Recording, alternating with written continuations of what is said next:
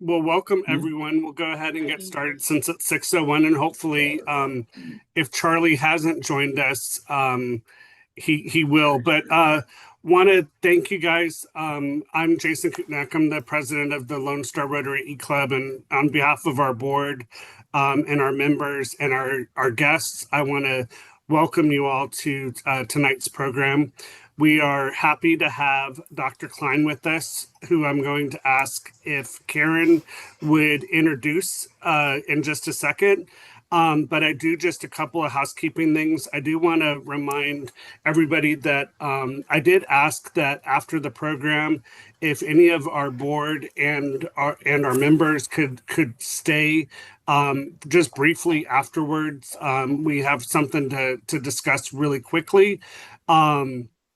And I also wanted to let everybody know that it is now November 6th, and I know that 11 of us are going to get together on the 15th for our foundation gala. So I am looking forward to seeing everyone at that.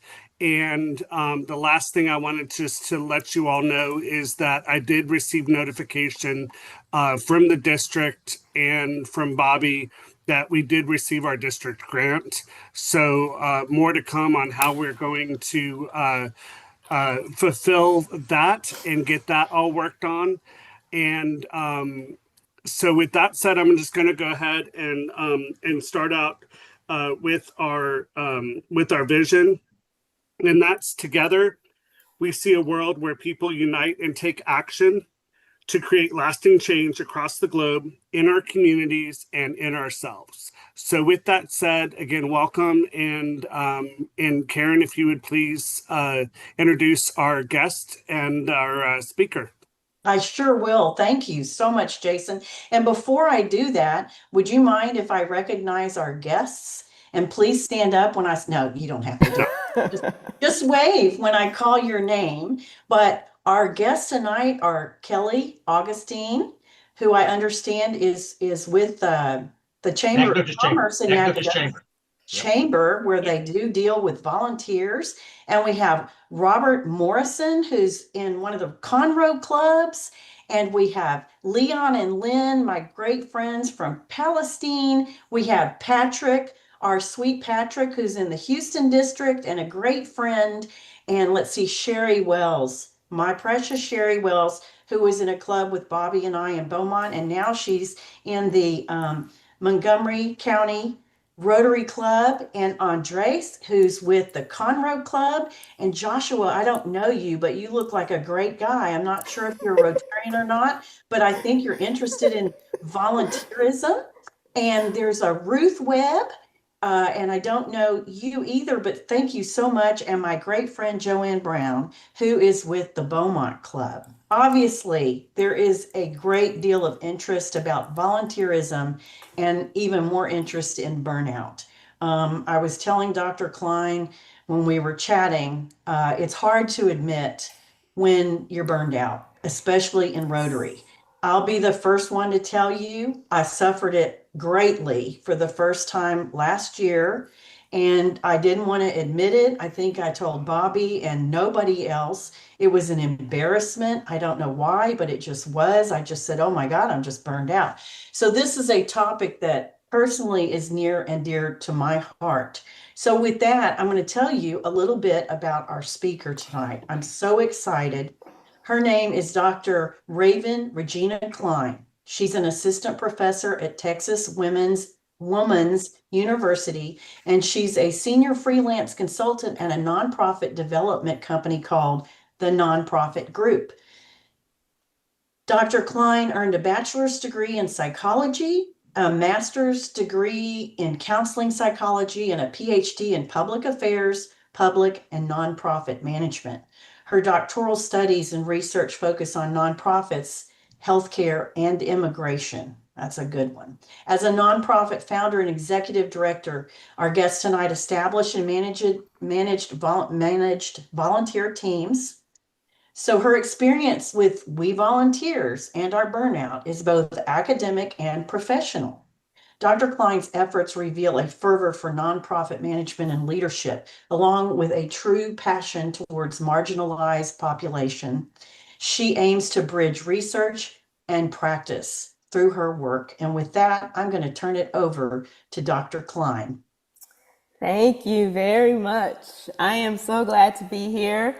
I was privileged to get here early and to take part in you all's banter, which I love your personalities. It was great.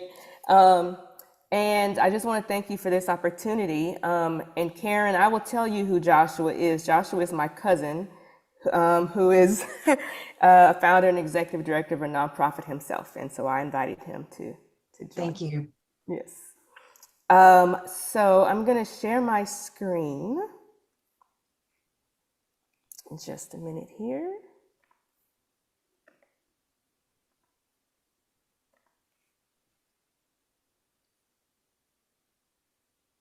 Oops. Okay. There we go.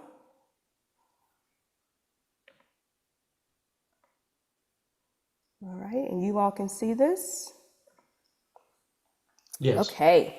So I am Dr. Ravin Regina Cline. I have my email address down there as well. You all can use that to contact me after this session. So we're talking today about managing volunteer burnout. And as Karen said in the introduction, I have both academic and professional experience in that. I also have personal experience being a burnt out executive director myself. And so some of the stories that I will share with you today come from my own experience. And then I'll also use some information from research as well. I do have an introductory slide. It's unnecessary because Karen did a great job. And so I will move on. The first logo you see on the left at the bottom is the logo for the nonprofit that I founded and operated. And so you'll see that logo throughout this presentation. So when we're talking about volunteers, so you'll see on this slide, I have highlighted or in bolded the phrase motivation and passion and the why for the volunteers. Why are they there? So these are three things that we need to consider. Motivation is the most important one that I'm going to talk about in these three items. So, and I will tell you, when I onboarded my volunteers, this was the main thing I wanted to know. I wanted to know why they chose embracing diversity. What's their take on immigration? Why do they want to volunteer for this specific program? And the reason that I wanted to do that was multifaceted, right? I want to make sure that they're going to show up on time regularly for this particular program. I also want to make sure that they are going to be thorough in their approach to our clients.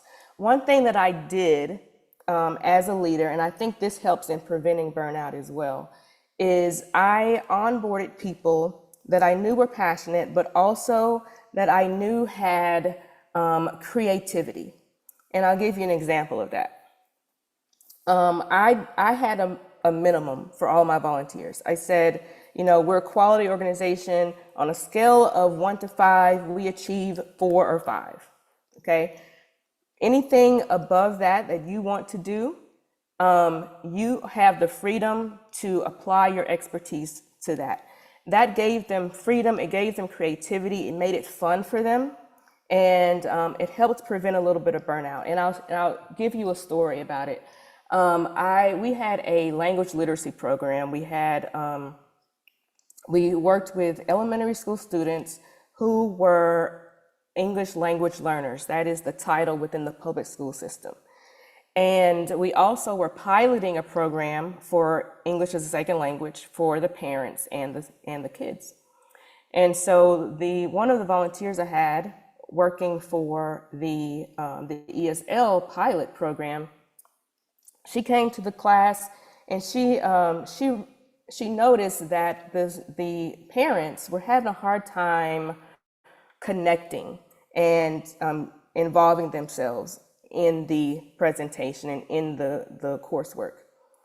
And what she did, these parents were from Guatemala. What she did, she went back home and she researched Guatemala. She researched their dress code, she researched their culture, their faith, all of that. And what she found was, what she figured was that the way she was dressing, very American, t-shirt, maybe a jacket and some jeans, maybe throwing them off. She came back the next day with a colorful skirt, and she was able then to engage them because they were not distracted. So these are the type of volunteers that I'm looking for. I need them passionate, but I need them to know that they are free to make decisions and adjustments.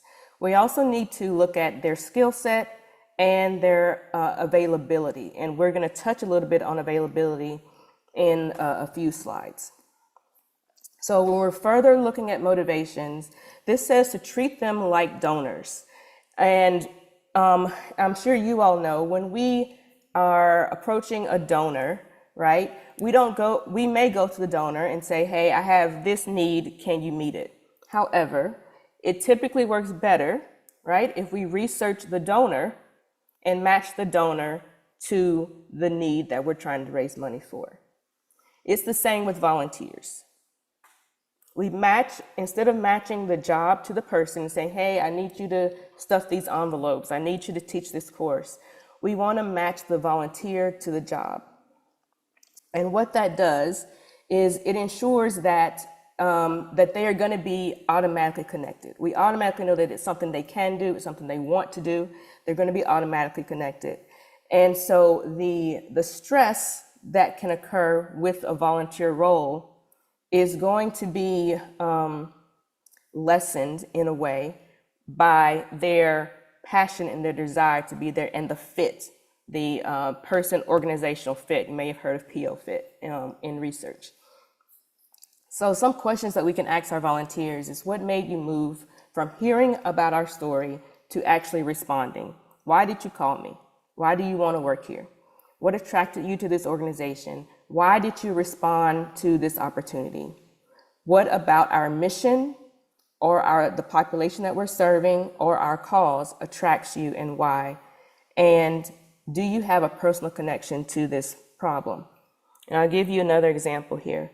I interviewed a young man who had responded to my volunteer post for teachers for our language literacy program. And this program was every week. The volunteers had to come in for an hour at minimum a week and work with 3 different students. Some of these students, each of them had one student who was having a really hard time, one student who was moderate in their struggle, and one student who was doing very well but just needed a little bit of pick-me-up. So I was talking to him, and I always met these people, I always interviewed them around 7:30 in the morning. I was working full-time, and I also, like I said, I wanted to make sure that they were dedicated, and so they met me at 7 o'clock in the morning in person. And I asked him, why do you want to work for this organization, for this cause? And what he told me, he said, I grew up in a home where I was taught that people of various skin tones were not good people.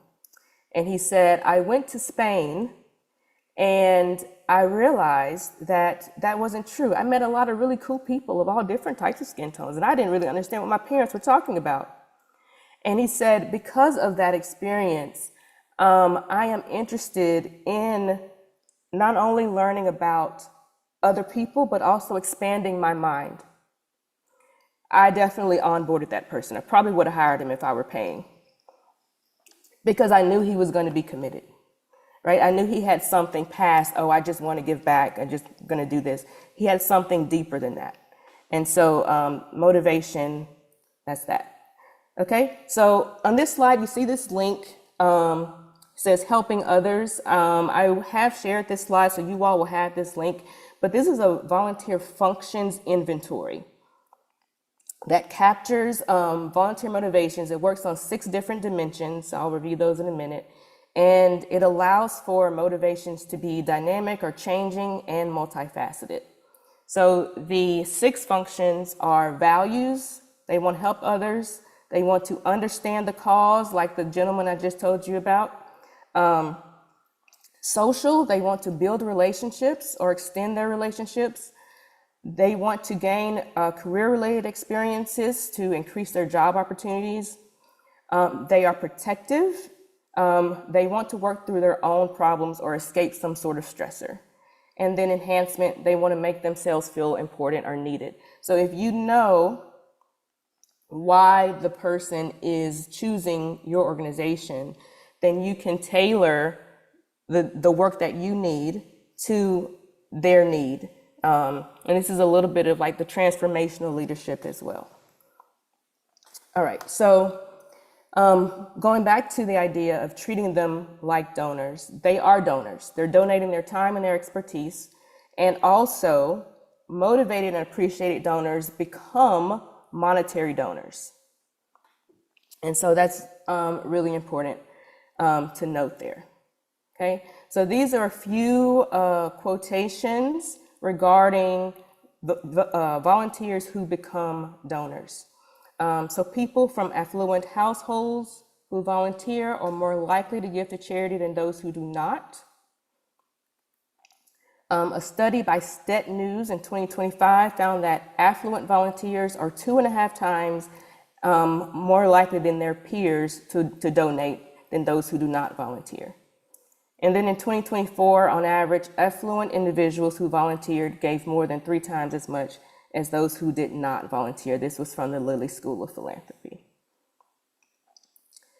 All right, so then we have various categories of volunteers. So you see here we have the long-term or the regular volunteers, those who are coming every week to do the work, the short-term volunteers, the episodic. So episodic volunteers are those who are only there for the events, right? They are working full-time, they have family, they can't do the regular thing. They can only do this, that, and the other every once in a while. They're episodic.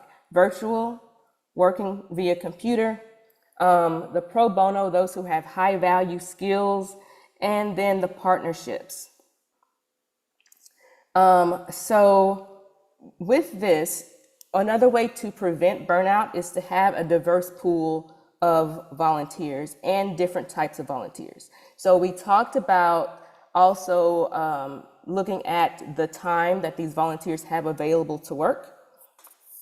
So if we have someone, so for example, I had 10 volunteers who were regular in that program. I also had a team of episodic volunteers. Part of them were corporate because where I was working at the time was a law firm that did immigration work. And so my coworkers got time off to come and help me with the events. So diversifying your volunteer pool helps also to prevent burnout because you know someone isn't working all the time. Also, what I had is I had volunteers who were present when another volunteer couldn't make it. So if someone got sick, someone had to go on vacation, whatever happened, I knew who to call and say, hey, can you step in for so-and-so for this week? And that worked as well. That way people didn't feel like they had to work or like that they were abandoning our students if they didn't show. Okay. So when we're talking about also responsibilities, this says to give volunteers larger responsibilities, and I agree with that. But before I go into that, I want to talk about the expanded responsibilities that I told you I have also been burnt out, right? As an executive, as a founder. I was doing everything. I was a volunteer management, I was HR, I was onboarding, I was the board, I was one of 3 on the board. I was handling everything. I was also working full-time and helping to raise my nephew. And so during that time, we were very successful, but I got sick, very sick, because I wasn't really taking care of myself. And over the last 4 or 5 years, I've had to really focus on my health. And so what I say about responsibilities is something that someone, one of my mentors told me, is to use this example of a small styrofoam cup and a bowl, and you're putting water in the styrofoam cup, right? And that cup starts to overflow. Well, you can put that same amount of water in that bowl and it will be just fine because it's larger. So if you expand the container, so if you have all these responsibilities and you're feeling burnt out and you're feeling tired, overwhelmed, you can't handle it all. One thing that I did was I gave the management of our Mississippi chapter to another person, and I trained them and had them run that. I also streamlined as many processes as I possibly could to make things simple and to flow better. And it became a well-oiled machine that it pretty much ran itself at that point. So I wanted to discuss that about responsibilities for leaders. When we're talking about responsibilities for volunteers, it's a little bit different because giving them responsibilities that are larger in scope helps them feel more connected to the organization. So it also helps us as leaders to identify our next staff members. Those who do well have upward mobility, which gives them hope for their future with the organization. And then, as we said, volunteers also become monetary donors. Another way to build connection is something that I did with my volunteers, which is I shared with them my strategic plan. And that's not something that I think a lot of people do, but I did that. And I shared with them where we are and where I wanted to end up, how I saw the path to get there, and I showed them specifically where they are in that process. I had a whole team of people to serve for our online presence. Because y'all, I will tell you, I hate social media. I don't like posting on social media. I don't like scrolling social media. I don't like it. I don't want to do newsletters, you know. So I had a team of volunteers who did that for me. And, you know, they were behind the computer most of the time, figuring out what to post, how to post it, all of this kind of stuff. And they didn't necessarily have a connection to the programming and to the clients and to what was going on. And in that role, it can feel kind of stagnant. And so when I shared with them, though, our plan, our strategic plan from where we are to where we want to be, and how what they're doing helps us get there and where we are in that process, it did help to motivate them more because they were motivated by the mission. And so knowing exactly how they are accomplishing that mission helped to keep them motivated. And this is especially important for those who are doing work that can seem insignificant. And I have down there an example is Amanda is one of my volunteers. And all Amanda did was our newsletters. I would meet with her twice a month. We would go through, we would brainstorm ideas. She would send me a draft. We would meet on the 15th of that month, go over the draft, make sure it was good, and then we would send it out. And that's all she did. And I wanted Amanda to know, one, the importance of that for the mission, but also the importance of that for me as the leader. Because I wanted her to know, hey, I have this, and all the things on my plate. And I am telling you that if I had to do these newsletters, it wouldn't happen. So I am telling you how vital you are to me and to this organization. Okay, so that helps people connect to the vision, to the mission, and to their job, what they're doing as volunteers. Okay, and then giving back to our volunteers. So we're investing in them. And so when I say that, I'll give you an example. I had the head of my online presence team. She was getting married and she had started a job. I had written her a letter of recommendation and she had gotten the job. And she was also running the online presence. So she had, I think 3 people pretty much under her working for our social media and everything, and our website and all of it. And I just gave it to her. I said, hey, these are the rules. This is who we present ourselves as. You do it. and she was doing a great job, but she was getting burnt out. And I knew, she didn't tell me this, but I knew that she wasn't going to give up her husband to work at Embracing Diversity. She wasn't going to give up her new job. She wasn't going to give up her new job, right? If she had to let go of anything, it was going to be Embracing Diversity, not because she wanted to, because that's the reality of the situation.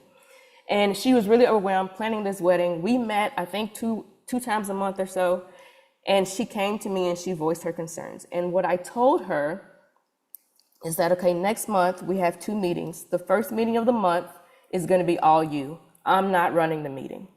You can bring whatever you want. She's planning a wedding. Bring me whatever you need to have done for the wedding, and I am going to help you accomplish these tasks and check them off your list. She ran the meeting. She gave me a list of things to do, and we sat in silence and we got it done, and I ran things by her. How does this look? Is this okay? Blah, blah.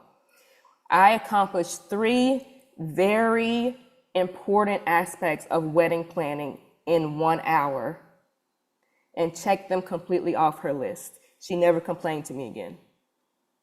Another thing that I did for the same person, Julianne, is when she first started working with me, she was doing it all on her own. She was fine.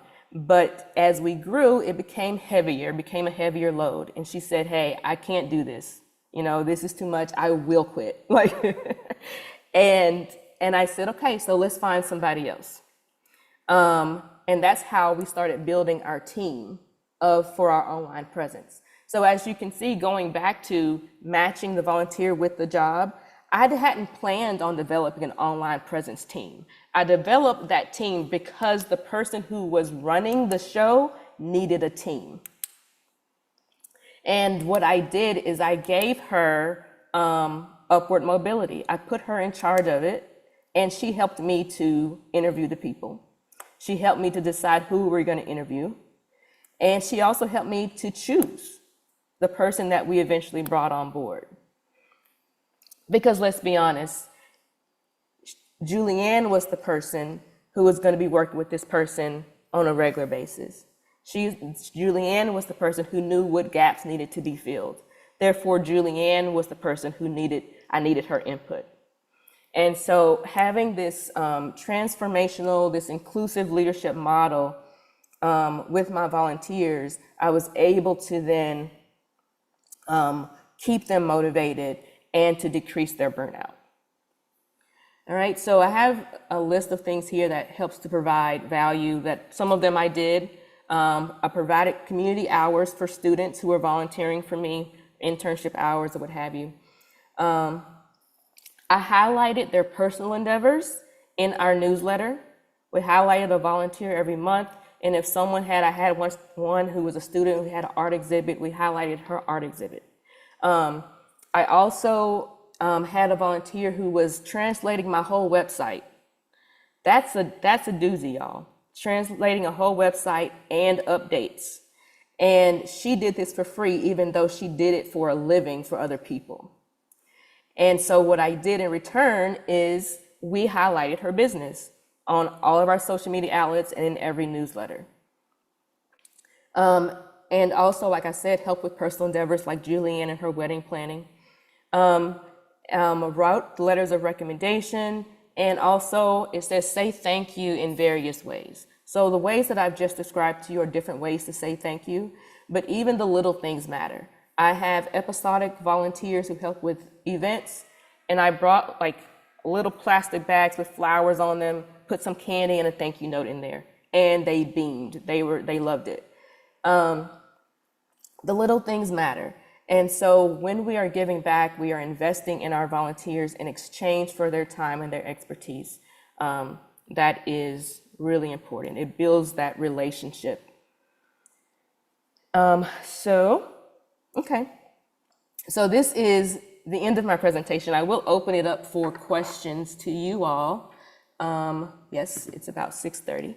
But before I do that, I do want to say I am a consultant at the nonprofit group, and we help nonprofits with their development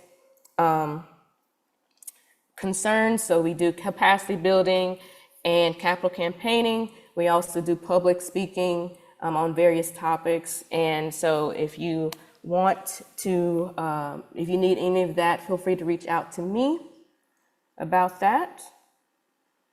And if you have any questions, I'll thank you for your time and for your attention.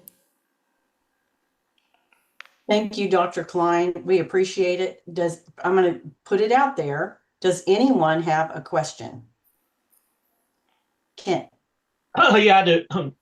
And I think you kind of addressed this, but I had written this question early in the presentation.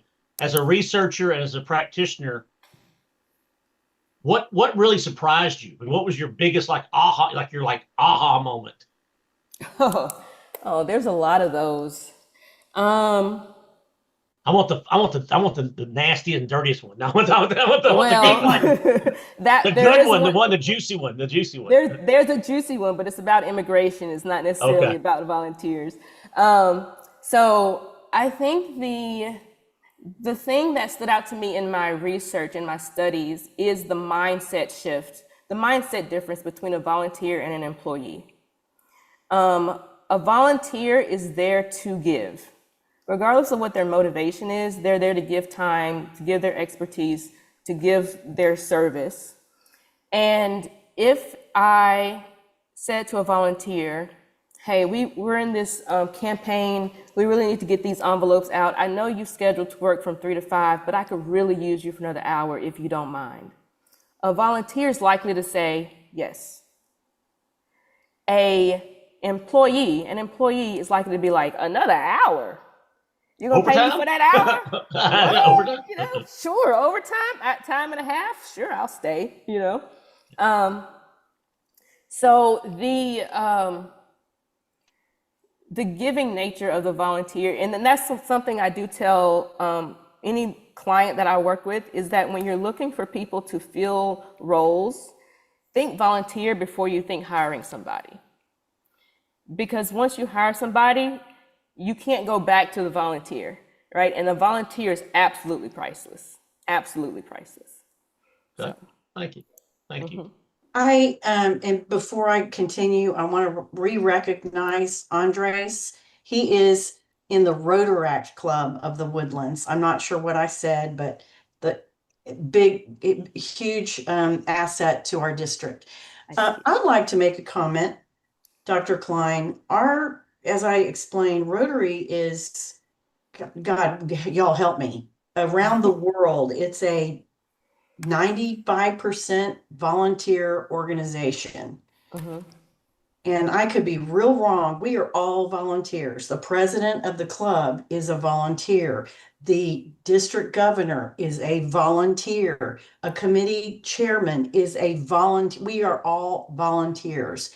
And what I think, God, y'all, I'm putting it out there. Don't think badly of me. But what we hear mostly from Rotary International is, aren't we great? Isn't Rotary great? And we are. And aren't we proud to be part of it? And look how great we are. And here's why we're great. And look what we're doing.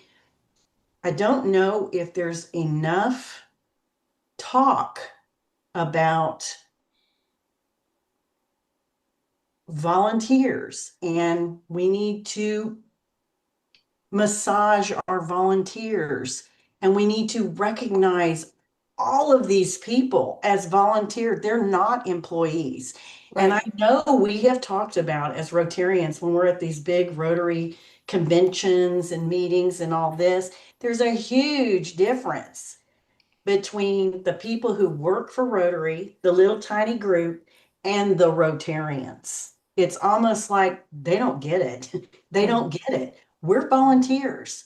So I don't know how you address that in a worldwide organization with millions of volunteers in appreciation for us as volunteers. You asked me before we came on, Karen, tell me, I can't remember if you said, why were you burned out, or what made you burned out, or how did you know you were burned out? It was the amount of work I was doing and the pressure that was on me to accomplish these things. And there was another volunteer who absolutely, I mean, sometimes we can be so passionate about what we're doing and oh, the recording stopped. Did I say something wrong? No, that was the AI recording. Keep going. Oh, okay. You know, I think sometimes some of us get so passionate about what we're doing, we forget, hey, that's a volunteer. You can't talk to them that way. You can't talk to me that way. You almost dang near ran me off.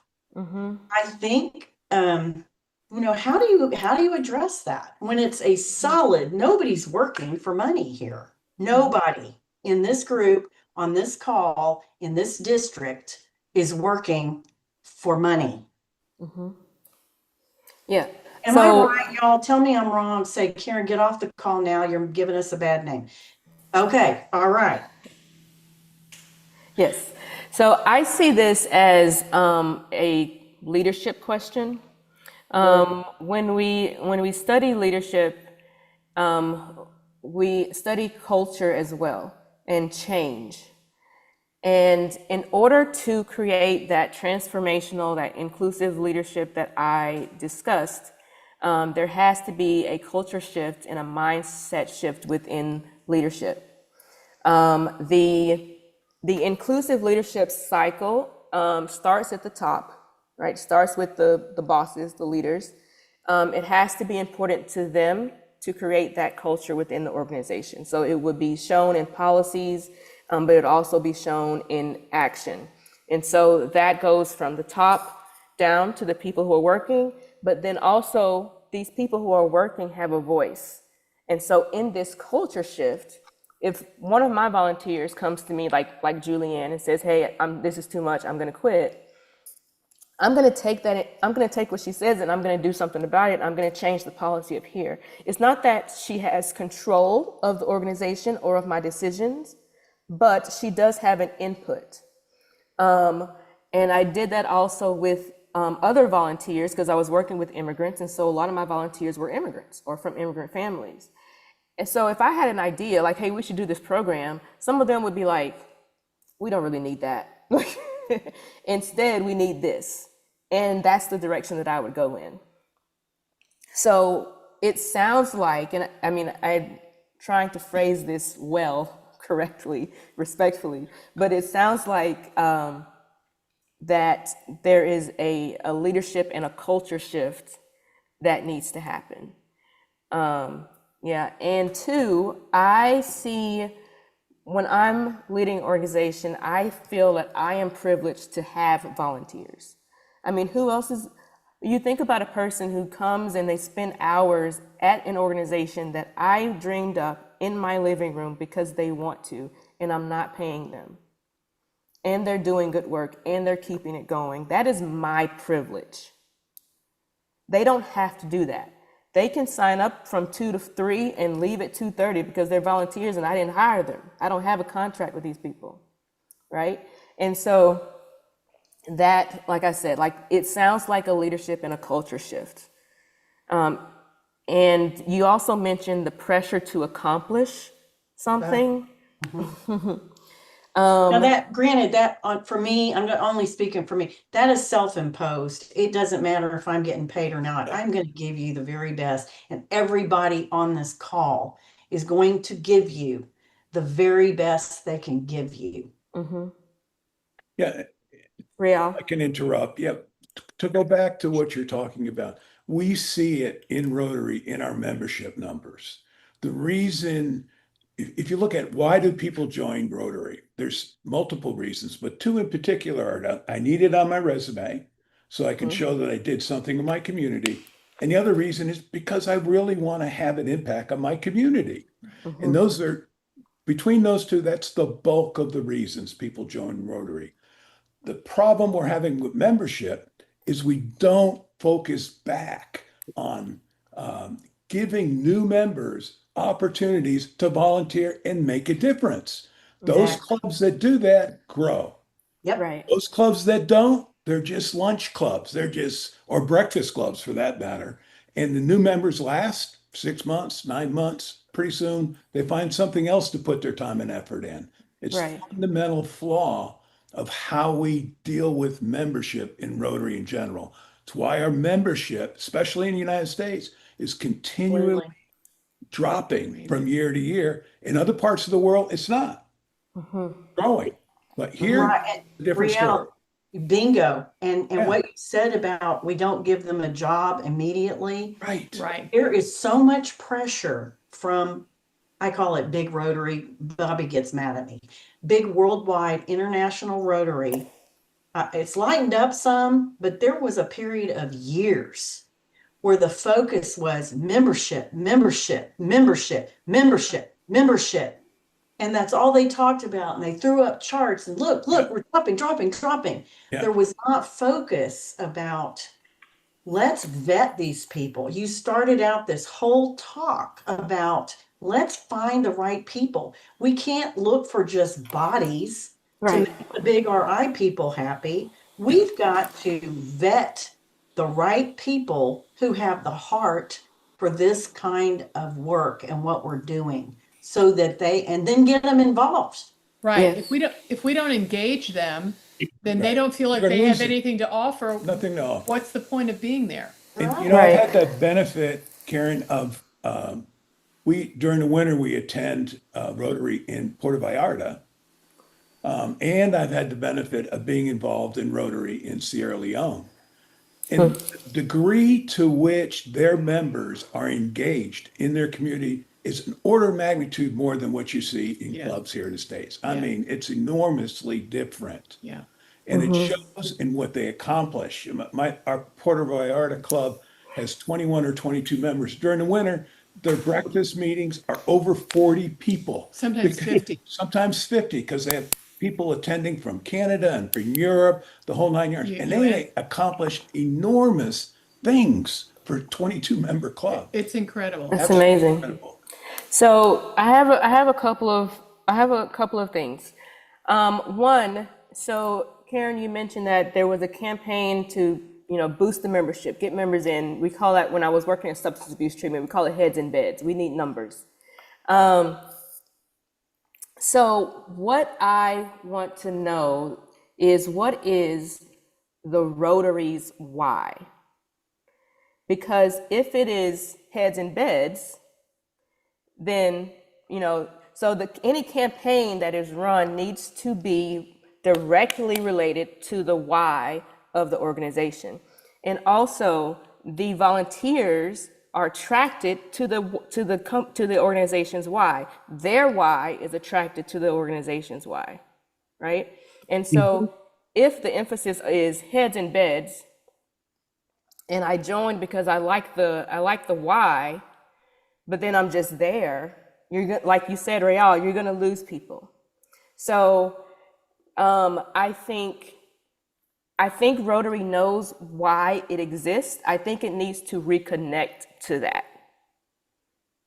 Does that make sense? It makes a lot of sense, but I think the connection has to occur in the club, In the club. not at the leadership of Rotary. Right. And so they're going to keep focusing on, hey, we need new members. We need to grow new members. They try to do a bunch of training around building your membership, but it really comes down to the club. And if the club doesn't find a way to engage new members, you will lose them. Yes. I think the So- one thing that I know is that that onboarding conversation that you had, that was, you kind of quickly ran through the onboarding.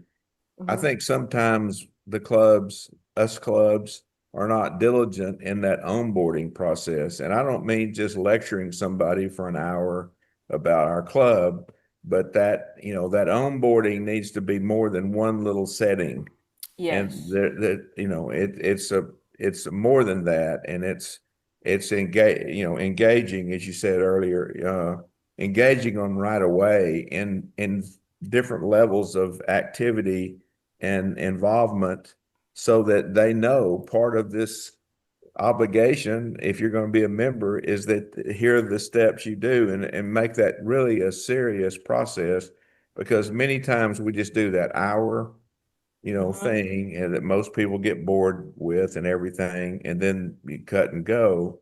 And until they get assigned to a committee later on, Right. they just sort of sit there, and before long, we missed it. We lost them, Yeah. And So I let me, think Our committees are doing nothing. Who said that? No, Who said that? Jerry was there, but he put himself on mute. I think it was just some conversation that was background. oh, Um, Oh. I was just going to say, Leon, that I agree with that. But I think it also goes back to kind of what Amy Kilgore's message was of making sure that, you have the right pair of shoes. And that goes back to making sure that you have the right members, but you also have the right members in the right clubs because of what Dr. Klein's comment about culture is, right? We've seen our membership grow since, July 1. We've added 4 new members to the E Club. So we went from 14 to 18. And, and some of that was people, getting tired of their other club model and they wanted to come see what we were about. They came and saw what we were about and they joined us. It goes back to high school and when I was a Leo, a Lions Leo, and I was selected, and they had, the Rotary would get involved, but they would see these meetings, they would look around. I'm thinking back, this is 1992. There wasn't much diversity, but there was attendance being taken. It was, it seemed like it was very structured, like it was every Tuesday or every Thursday at breakfast or lunch. And like Rial said, it was a breakfast or a lunch club. And beyond that, nothing else happened. And so you have to have that togetherness, you have to have that culture, but you also have to have that action that's connected to the why. And in Rotary, it's service above self. So we know we're a service organization, but we need to ask ourselves, how are we fulfilling that for our community, whether it's our community locally or our community abroad. And so that's just I think that your research and your background from doing heads and beds, because being in healthcare, I totally get what you're talking about. Heads and beds are important because that's how we all got paid, right? get paid. Yep. And it didn't matter if you had the right fit. Well, if you want to always make sure that you have the right fit in the right mix. And so I think that's just one of the things that I'm very new to Rotary, and you start to see it up here at Illinois level, big Rotary level, but it is still very the model hasn't changed much, I don't think. But but what I've seen and what I've seen just from my time in this club is that we have adapted as a club. I think we've done a good job of adapting as a club. And I think that if we can reproduce what we've been doing since we were chartered, and where we are now, I mean, if we really reflect, and I think I would have to leave that to Karen and Bobby and Heidi and Kent and Charda and Tom Grayson to say, well, okay, what have we done and how can we replicate that within our district?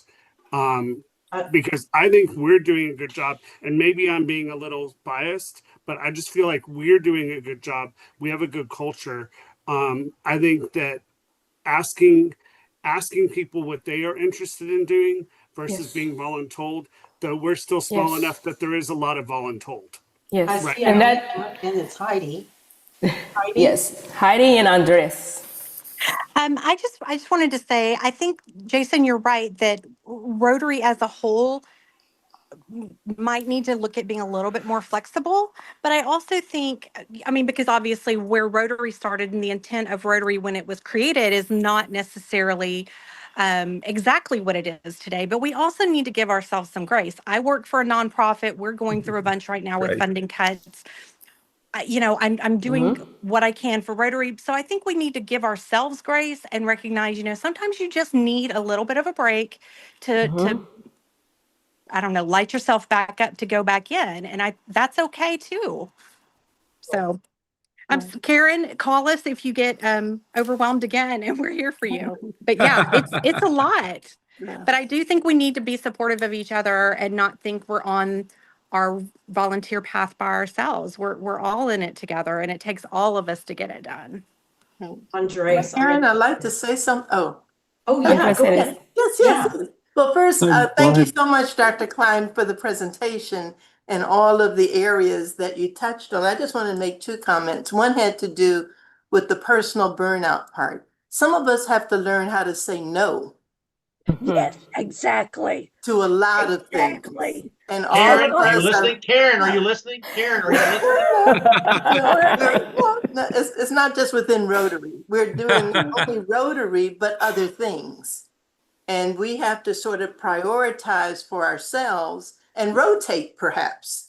When am I going to put more time here versus something else? Do I need to take a leave from something else to do this other? And this is, I'm only talking about with volunteer, organizations, because we're members of several organizations, okay? And I say that out of a personal thing because when I took on another position in a volunteer organization, I knew that was going to take up some time from something else. So even though the other organization was expecting me to do all these other things, I had to be true to myself and them and say, I know I will not be able to give you my best nor attend certain things because my obligations over here. And so you are in charge of that part of it, okay? But the other portion of it is in terms of our club, and utilizing the skills that our members have and that they feel, and this is the part that I like the most out of Dr. Klein's presentations. Every member that comes on, making them feel that they are needed and that their contribution is important to the programming and what it is that we're going towards. Okay, so when you get new members, or even if you're trying to attract members, attracting the members would be, listen, I know you're in this area, and this is a project that we're doing, or this is what our club is doing, and you would really be a great asset to this club. That makes people feel, okay, well, it's something I can contribute. They're going to appreciate my being there, right? And I think that in some organizations, we get fantastic people, but we don't give them the opportunity to really make their contributions in whatever way that number one is their expertise, but also what is their passion. So opening it up a bit more in terms of the participation level. Okay, thank you. Absolutely. Andres.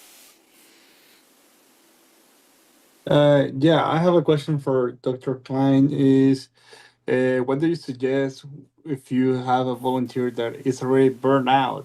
Maybe at the beginning, they were very excited and active.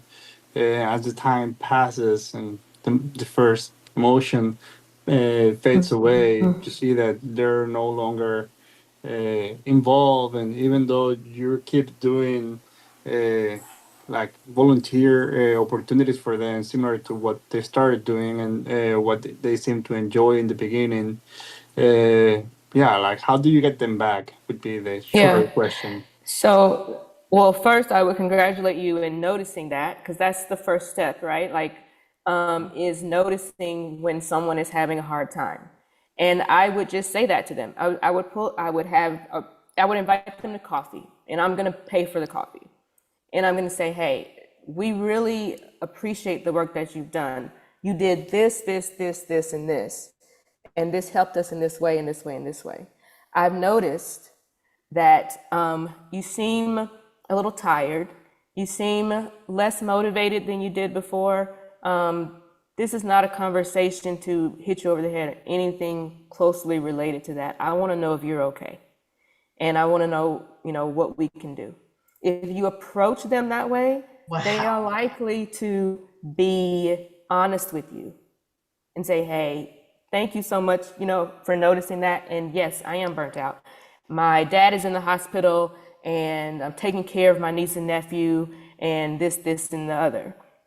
Or they might say, yeah, those tasks I did before, I was really interested and motivated by them. But when I did them, I found new questions.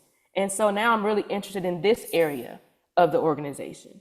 So, but you have to approach them in a way that is caring and, hey, I see you and I noticed you and this is why I'm asking you. And I'll give you another story briefly. I was forming my board and I was talking to, I had a nonprofit trainer, consultant, and she knew this lady. She had met this lady, and she introduced us. And she decided, she was an executive director, and at the time I didn't have a doctorate degree. I had worked for nonprofits. I didn't know anything about running a nonprofit. But she was an executive director of an organization that was in 2 different countries. She was also an immigrant, and I wanted her on my board. And she told me, "Hey, I'm already working. I'm an exec director." She's like, "I can help you out. I can be on your board, but I can't give you more than a year." I wanted her forever. I did not want her for a year. But what I said was, okay. Now the way that I lead and manage is exactly what I told you. I pay attention to my people. And granted, to this day, I have never met this lady in person. She was in DC, I was in Florida, and now I'm in Texas. But when we met on our monthly calls, I could tell when her voice was different. I could tell when she sounded sadder. I could tell when, based on the statements that she made, what her mood was. And one day I just called and said, "Hey, I noticed this. What's going on? Are you okay?" And she was just shocked that I noticed it. I will tell you that I have been on sabbatical. When I started my PhD program, I was on sabbatical the whole time. I still am. And this lady is still on my board. We started in 2014. She's still on my board. And when I got burnt out and I moved to Texas and I was starting my PhD, my board took over a lot of the executive duties. Like they helped with the letters at the end of the year. I still managed the taxes and all that kind of stuff, but they did a lot of things that I usually did to help me with that. But it created an environment of, hey, we're in this together. Does that make sense, Andres? Yeah, Dr. thank you for Klein, your answer. I have a question, and this club has heard me say it, but what are your thoughts on? I'm real big on giving volunteers an exit door, meaning, if someone volunteers to do something for a year, and I'm also big on episodic, meaning, instead of saying, "Hey, would you?" I know from a Chamber of Commerce, I know Kelly and I've had this conversation when I was on the chamber board with her about quit asking people to serve on a committee for a year when really the golf committee they're gonna work from February till about May. And so instead of saying be on the golf committee and they think, "Oh, I don't have time to be on the golf committee for all you." So really the golf tournament's in April. We just need you to be here from, mid-February to May. Yeah. And I found that to work. But what do you think about giving volunteers an exit, meaning going, if you'll do this one project, you can go, or like in our club, I'm real big on don't let someone do something more than 3 years and let them have the option to do something else, because I have been pigeonholed into the projects at our district. I got on the RILA committee, and next thing I know, 18 years later, I'm pigeonholed because, oh, you're doing this committee and you do it so well. You do it so well. And I'm like, let me do something else. Right. And that feels like pressure, right? That feels almost like a trap, right? I can't get out of this. I do believe in giving people an exit. I have had volunteers that have approached me. And like I said, I will motivate people the way I've described since we've been talking. However, I am not going to beg someone to work with me. I am not going to drag someone into a service. I don't know if you all have had friendships and where, it started to fade away and you're like trying to make this person be your friend. You know how taxing that is? It's not worth it. Patrick, are you listening to this? Patrick, are you I'm joking, Patrick. So if it's going to be, No, you're right. And Kent said, it's like people take the path of least resistance. Yeah. Oh, they were my such and such person last year. Oh God, if they'll just say yes again, I don't have to worry about finding somebody else. I think we don't spend enough time grooming people and succession planning and Yes. raising them up to say, okay, I'm doing this now, but I'm grooming you to take over for this for me. There's just, I think, my opinion, and I know y'all know I'm just not very opinionated, that there's not enough of that going on. We're not succession planning. We're not grooming people. We're just, going to the same old, all they just beg them to do it. Kent's right.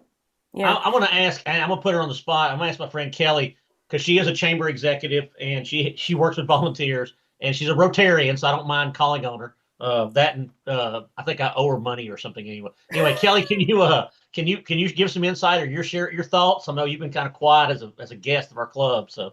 Oh, well, I will also thank Dr. Klein for giving her time and information. This is great. No, I would say from the executive position, we do have to be careful with volunteers. Our chamber's very active in our community. We have to have volunteers. We couldn't do what we do with them. But, along with the burnout, I would say there's also maybe some ownership. There's healthy ownership and sometimes, unhealthy ownership of volunteer roles. And so we just kind of have to watch that. But the exit, I love that idea. And I love the idea of the exit door being to something else, or, now that you're more familiar with our mission and what we're doing in our community, they might see themselves doing something else, moving, around. Yeah. Yeah, absolutely. Absolutely. And you can always give them that option, And then too, going back to what Karen said about grooming people into a position, if someone starts off and they're like, hey, I can only do events, you have an event, I'll run a table. And they get to see your flyers, and they get to see some of the clients that you've served come by, and they get to see the difference that you've made. And then they might be like, you know what? I want to do a little bit more. What else can I do? Right? And then they will become something else because that's what they want to do. Right? I had a donor. This lady is not only a donor, she was my vice principal when I was 6 years old. She's known me for a very long time. So when I started the nonprofit, I reached out to her and I said, hey, this is what I'm doing. Would you mind supporting us monetarily? And I didn't know this about her finances at the time, but she said, I can't because I'm on a fixed income. Understandable. But I think she was getting our newsletters. And we did an event, it was actually several. And this one was inspired by my volunteers. I told you I had volunteers who were immigrants, and they would tell me what they thought was needed and what wasn't. And so the volunteers came to me and they said, hey, it's COVID, people don't have food, we need to do a food drive. And I'm thinking, it's COVID, are you gonna come out in the middle of COVID and run a food drive? What I did is I partnered with the church who was already doing a food drive. And I said, hey, I have clients from the law firm where I work and I have clients from the nonprofit. Can we add them to your list? So we didn't have to redevelop something.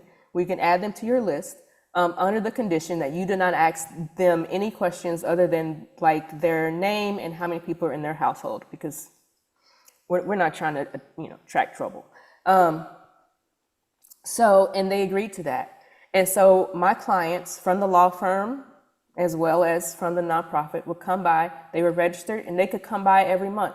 Even after we stopped, after our presence was not at the food drive, my clients could continue to come and get food.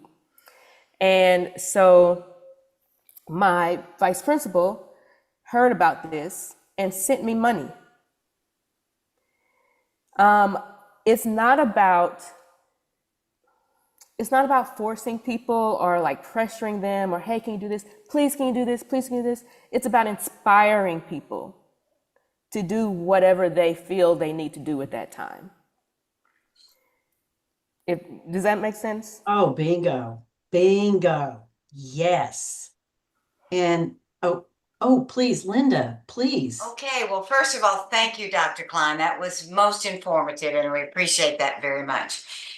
As the semantics of our world have changed, in my opinion, the word grooming is probably not the word I would use right now. I agree with you. You just talked about inspiring, coaching, supporting the volunteer to make a new change or to listen to them to see if there are other issues that are affecting their role as a volunteer.